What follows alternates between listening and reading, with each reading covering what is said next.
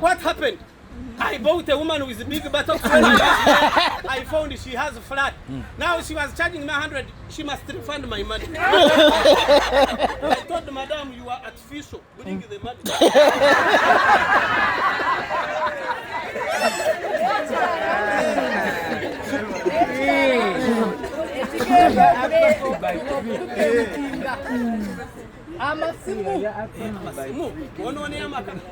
Amasimu temptation eri masimu aga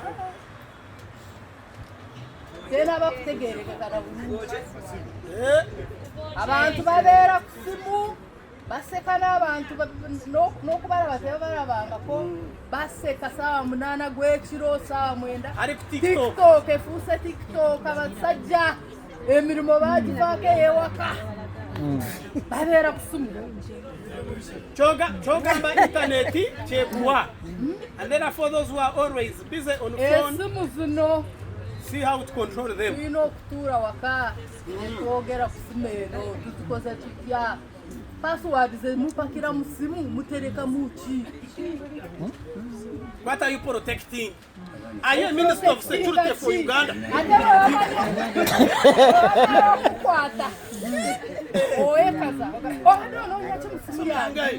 Can you imagine the symbol? The phone is not a problem, but the content creator. If all of you today, your gallery can go in public, will you remain with the same title? Yes. There are very few. Even in our church forum, a reverend released the eye. We say, Reverend, where are you getting these things? The devil is a liar. The devil is not a liar. You need to be careful on what is.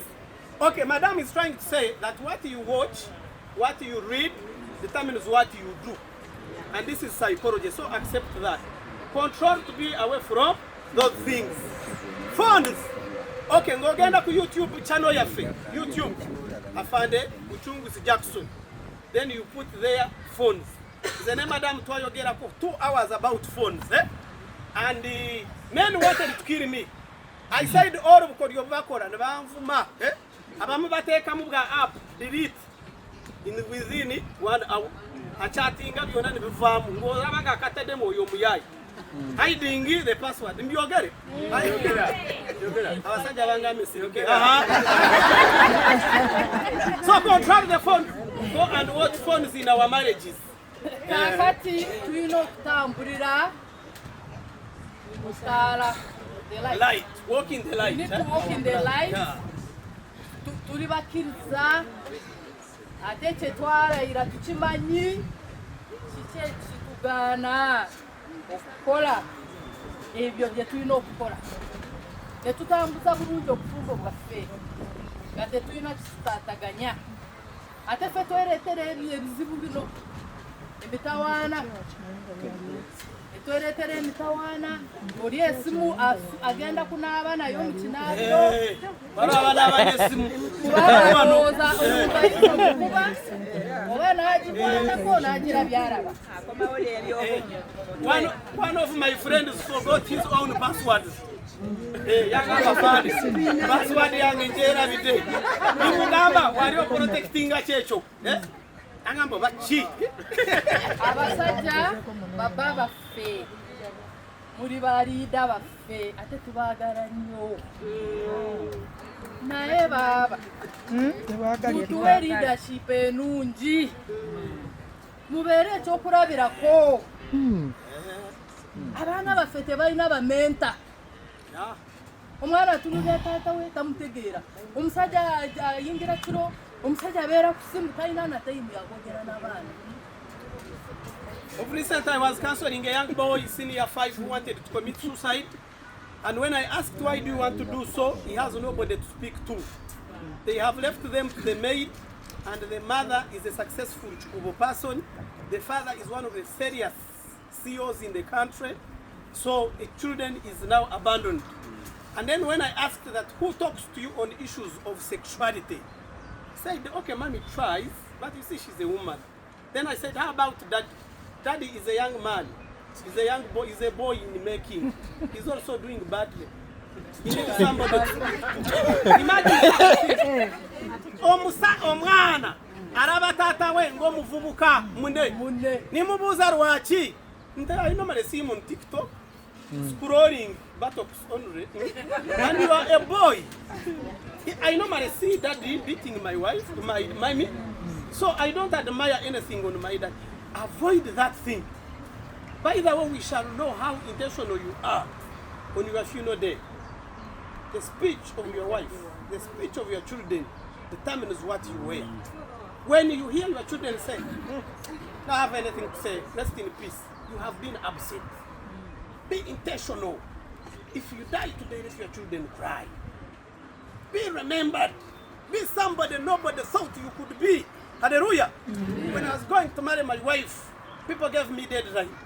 Said mchunguzi muyaye tasobara kuwasa. Then I said, Madam, you mean I'm so cheap like that? Give me a deadline. Said I'm going to have my wife. Very intentional. You can see me here. I think how smart she is. Very so, basanya mamuyiza kuchuka. Atabe no bitwogera wano. Tuwaduje babisomesa. In the whole spheres of life we have gone. One of my master's degree, I did it with my wife. There is somewhere we are going to teach you another P that is coming up. You will hear. You need to add value to your wife. One of the things that I come up, and I can even kill is when you talk bad about my wife. Wonderful. Yes. Oh, that's great. Yes, on my wife, I speak. Whether you are my father or what, this is my choice. Yes. What you are seeing wrong on her is what I liked on her. Yeah. So do not.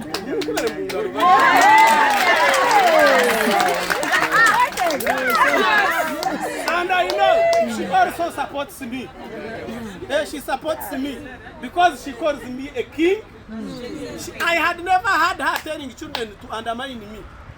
In our family, there is what we call one-on-one moments when children are going back to school. We normally ask them, what don't you like at home? What can I improve? Learn to get feedback from your children.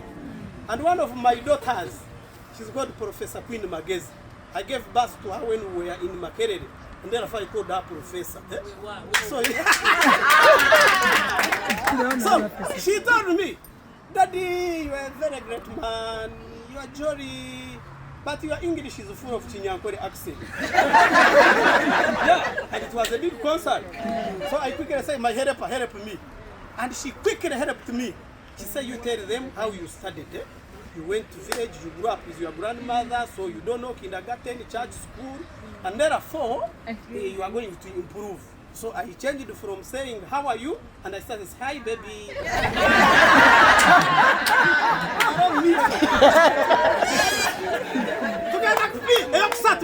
Third P. Positivity. Positivity.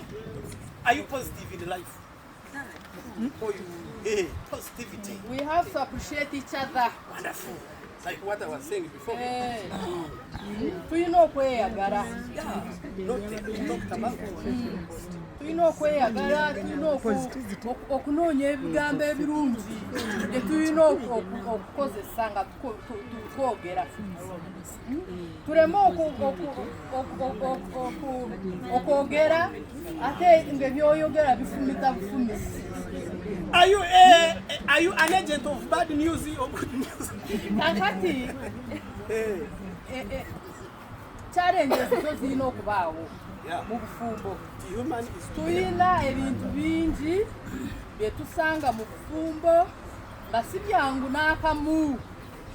Naye ekintu kye tulina okuyiga kiri kimu nti ebintu ebyo leka ekizibu tukirabe ng'ekizibu ekizze naye ffe tusigale nga weetuli tuli banywevu. Kakati bwe tuba tulina ebizibu bye tusanze ewaffe ewaka nga tugenda byogerako tusooka ne twekwata mu ngalo. There is power in the touch. Already I'm feeling some temperature.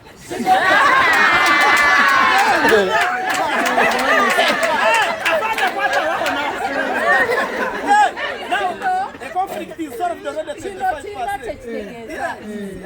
Kitegeeza nti tulina ekizibu ebizibu weebiri naye ffe we are the ones supposed to solve their problem, weetuli not the problem to solve. wadde naye oluusi abantu bagenda ne batiisa n'osanga munna atidde nnyo lwa kizibu ekiguddewo anaatera n'okufa agamba kati kino tugenda kikola stands the other side, a wife is there, a husband is there.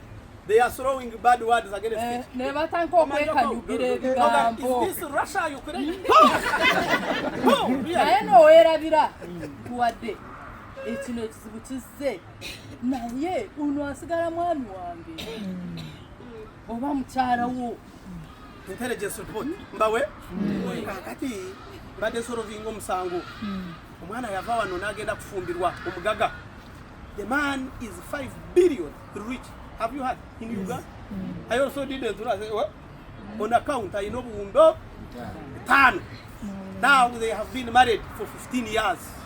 Out of blue because of bad influence. Eh? Omusajja n'afuuka homosexual. Balina abaana basatu. Omusajja n'akyuka. Omukazi alaba munnaye. Omusajja muweeva yagenda mu sapiti. Olukiruwano oyita mukamooli. What is the problem? So nali ku UBC nga nsomesa nze ngabe essimu yange. Omukazi n'ajjako enamba.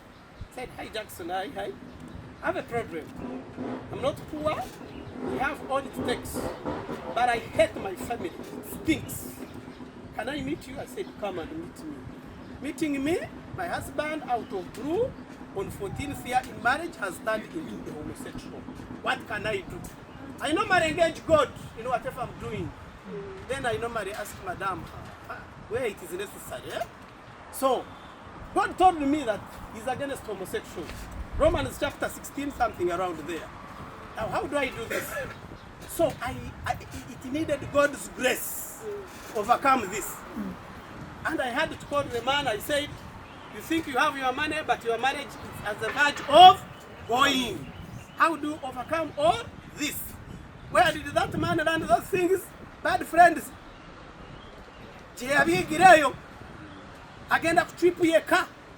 London is always on the flight like this. And we had to go and engage a psychologist because you see those things are solved by, it is a game of the mind. They are now on medication. And the other day, Madam called me and said, God bless you. I said, why? He has started to enter through there. Yeah.